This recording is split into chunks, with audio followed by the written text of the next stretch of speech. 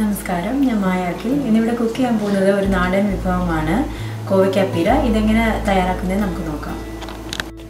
ഇതിന് വേണ്ടിയ ചേരുവകൾ: കോവയ്ക്ക 350 ഗ്രാം. ഇവിടെ ഞാൻ കോവയ്ക്ക ചരിച്ചാണ് മുറിച്ചിരിക്കുന്നത്. പകരം വട്ടത്തിലോ അല്ലെങ്കിൽ നീളത്തിൽ 4 കീറിയിട്ടോ ഉപയോഗിക്കാം. തേങ്ങ ചിരകിയത് ഏകദേശം 1.5 കപ്പ്. 3-4 പച്ചമുളക് മുറിച്ചത്. പിന്നെ കൊച്ചുള്ളി 10-12 എണ്ണം നീളത്തിലരിഞ്ഞത്. ഉലുവാപ്പൊടി ഏകദേശം 1/4 ടീസ്പൂണിന് താഴെ. മഞ്ഞൾപ്പൊടി 1/2 ടീസ്പൂൺ. മുളക് പൊടി 1 ടീസ്പൂൺ. കാശ്മീരി മുളക് പൊടിയാണ് ഞാനിവിടെ ഉപയോഗിച്ചിരിക്കുന്നത്. മല്ലിപ്പൊടി 1 ടീസ്പൂൺ. കുറച്ച് കറിവേപ്പില. കുടംപുളി 1-2 കഷ്ണങ്ങൾ, അത് പുളിക്കനുസരിച്ച് ചേർക്കുക. ആദ്യമായി മീൻ ചട്ടിയിലേക്ക് തേങ്ങ ചിരകിയതും കൊച്ചുള്ളി, പച്ചമുളക്, കറിവേപ്പില, മല്ലിപ്പൊടി, മുളക് പൊടി, മഞ്ഞൾപ്പൊടി എല്ലാം കൂടെ ചേർത്തിട്ട് അതിൽ പാകത്തിന് ഉപ്പ് കൂടെ ചേർത്തതിന് ശേഷം നന്നായി ഞെരിടുക.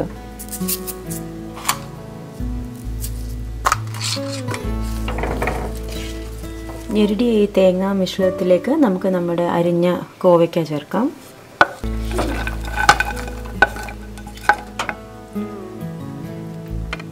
പിന്നെ കുടംപുളി ഏകദേശം ഞാൻ 2-3 ടേബിൾ സ്പൂൺ വെള്ളത്തിലാണ് കുതിർത്തി, അതുകൂടെ ഒഴിക്കാം. ഞെരടിയ തേങ്ങാ മിശ്രിതത്തിലേക്ക് നമ്മൾ കോവയ്ക്കയും പിന്നെ കുടംപുളി കീറിയതും അത് കുതിർത്ത വെള്ളവും ചേർത്തിരിക്കുകയാണ്. ഇനി നന്നായിട്ട് മിക്സ് ചെയ്യുക.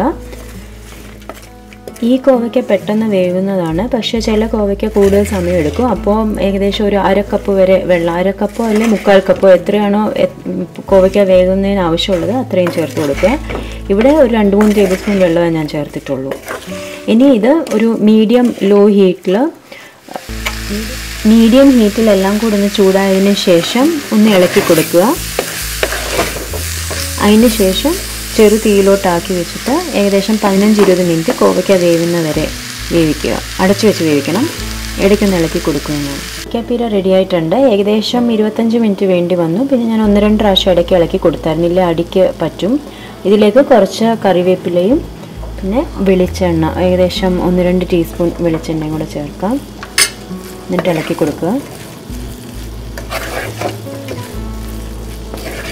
ഇത് ചോറിൻ്റെ കൂടെ കഴിക്കാൻ പറ്റിയൊരു വിഭവമാണ്. ഇതിന് ശരിക്കും മീൻ പീരയുടെ ഒരു മണവും സ്വാദും ഒക്കെ ഉണ്ട്. എന്തായാലും തീർച്ചയായിട്ടും ഇത് ട്രൈ ചെയ്ത് നോക്കണം.